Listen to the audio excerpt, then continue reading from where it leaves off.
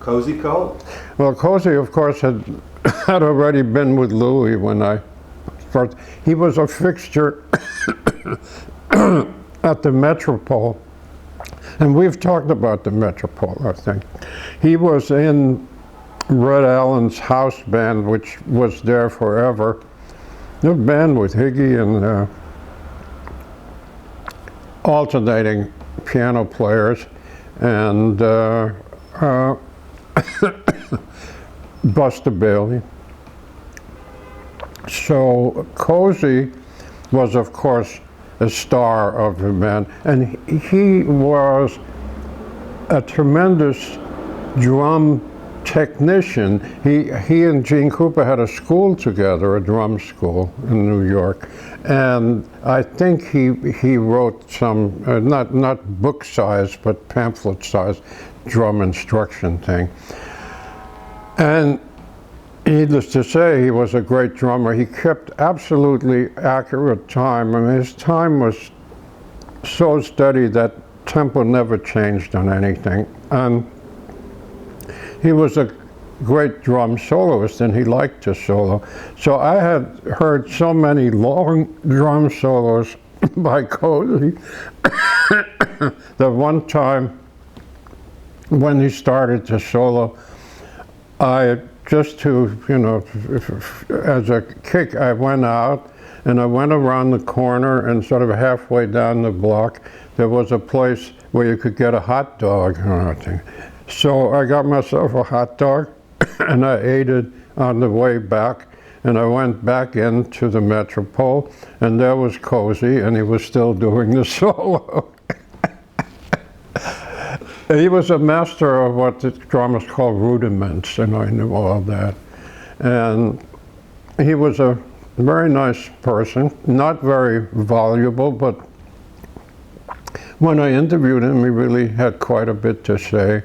And of course, he had been with Cab Calloway during that essential period when Chu was in the band and Young Dizzy, you know, and all that. And both he and Milt Hinton and anybody I ever talked to who was with Calloway always had good things to say about Cab, which was that he treated his musicians, or he paid them well. This was also one of the highest paid black big bands, Calloway. They had a lot of good gigs. And I think it was not Cozy, but Milt who got into that. I interviewed Milt at length for that Jazz Oral History project.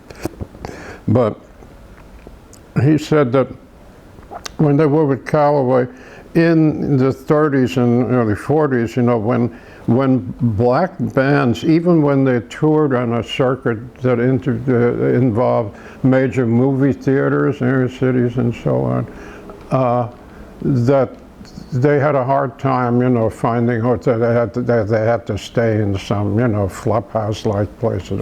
There was a circuit of private, what we would now call bed and boards, that catered to touring musicians, and those were good, but still, you know.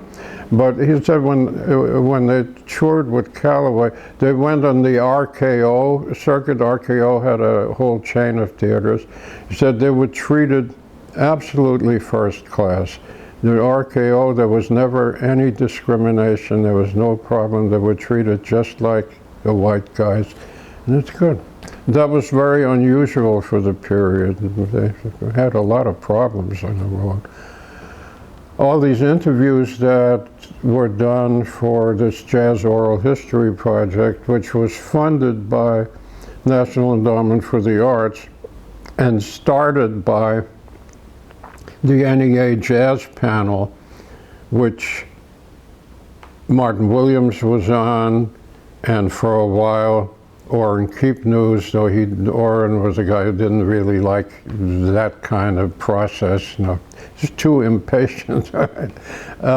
Milt, who was excellent. It was a blend of musicians and, you know, people like me and Orrin, you know, who were involved in jazz in different ways. So many of the applications, most of the applications were of the kind that you would get for, musicians wanting to study with somebody or asking for a scholarship or whatever. So they were younger or established who wanted to brush up or do something. And there were people who applied for composition grants and all that. But there was all that was something, I think it was Martin who first had that spark in his mind that the program, which gave considerable money, not huge amounts, but $10,000, $20,000, excluded older musicians because they were not going to apply to study with somebody, and they were not of an age or a period where they were into composing or not going to, submit a project for a suite or whatever. So we hit on the idea of doing interviews that would be really deep, in-depth interviews with a certain required length, and would pay something that would be comparable to some of the grant money. So $2,000 for an interview, and we would assign people to do the interview. So there was naturally we didn't want to make it so that it would be of benefit to ourselves. So if Martin or I want to do an interview, we would not get paid for it, and we want to get paid for it. But that turned into a total of 120 altogether, which are all now archived at the Institute of Jazz Studies, and they've all been copied to archival quality CDs. And there's a ton of wonderful information there. And I was thinking about, we don't have time to do things, so there's so many stories about this being on the road and not being able to stay in white hotels, and there are no black hotels or anything, or that whole circuit that existed, and great anecdotes about that, some of them funny, some of them not so, and it could really make at least a small book. Great stories about one place had an enormous rat. So a rat would sometimes come down the stairs and everybody would get out of his way. They gave it a name, I think they called it Jerry or something. And eating, some of these places that were run by nice motherly women had really good food, and there was one in particular that had terrific food.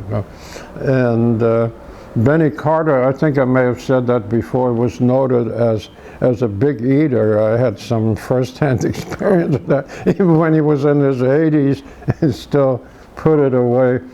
So there was one place where, I forget what town it was in the city, but where they stayed every time they came through, and after a number of visits, the lady who ran the place, after the meal, he came up to Benny and said, "Mr. Carter, you're a wonderful man and everything, but she said, the next time you come to town, please don't come back here, because he ate so much.